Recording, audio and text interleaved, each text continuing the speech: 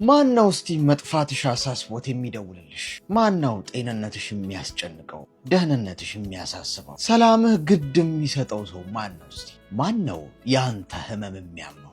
ማን ነው ጊዜውን ሰጥቶ ሊያዳምጥህና የውስጥህን ለመረዳት ግማሽ መንገድ እንኳን የሚመጣው ማን ነው? ኮመንት ላይ ጻፉልኝ እስቲ። ማን ነው ፈላጊያችሁ? ማን ነው በጨለማ ውስጥ የእናንተ ጉዳይ ግድ ብሎት ባትሪ ይዞ እናንተን ለመፈለግ የሚወጣው ማን ነው? አይገርምም? ማንም የለም። ማንም ያንቺ ጉዳይ ግድ አይሰጠው። ማንም ስለ አንቺ መብላት መጠጣትና የጤናሽ ጉዳይ፣ ጨለማ ውስጥ መሆንሽ፣ ጭንቀትሽ፣ መክሳት መጥቆርሽ፣ ማጣት ማግኘትሽ የሚያስጨንቀው ማንም ሰው የለም ከአንድ ከፈጠረሽ ፈጣሪሽ በቀር።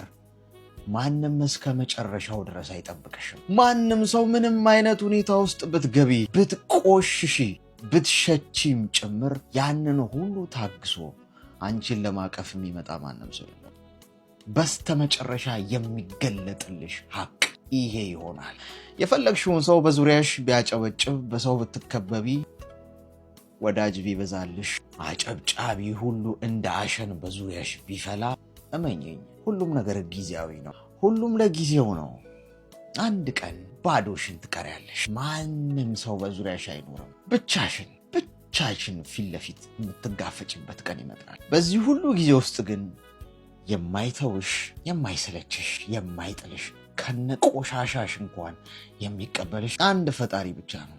በዛ ብቻ ነው እርግጠኛ ልትሆኝ የምትችይው። ምክንያቱም በአምሳሉ ጠፍጥፎ የሰራሽ የራሱ የእጅ ስራ ስለሆንሽ በጭራሽ ሊተውሽ አይችልም። በጭራሽ። ያንን ስታስቢ በጣም ደስ ይበልሽ። የሰው ልጅ ፍቅር አላቂ ነው። የሰው ልጅ ፍቅር ከንቱና ጊዜያዊ ነው።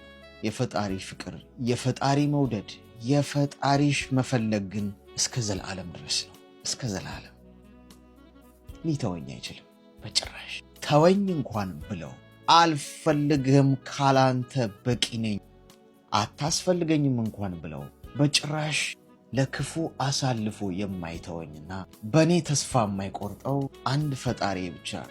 ስለዚህ ማንም ለአንቺ ሲል እንኳን ወንዝ ቀርቶ ኩሬ አይሻገርልሽም። በሰው ላይ መደገፉንና በሰው ላይ መንተራሱን አቁሚና ፈጣሪሽን ገንዘብሽ አድርጊ። ያኔ ምንም ነገር ሊሰብርሽ አይችልም።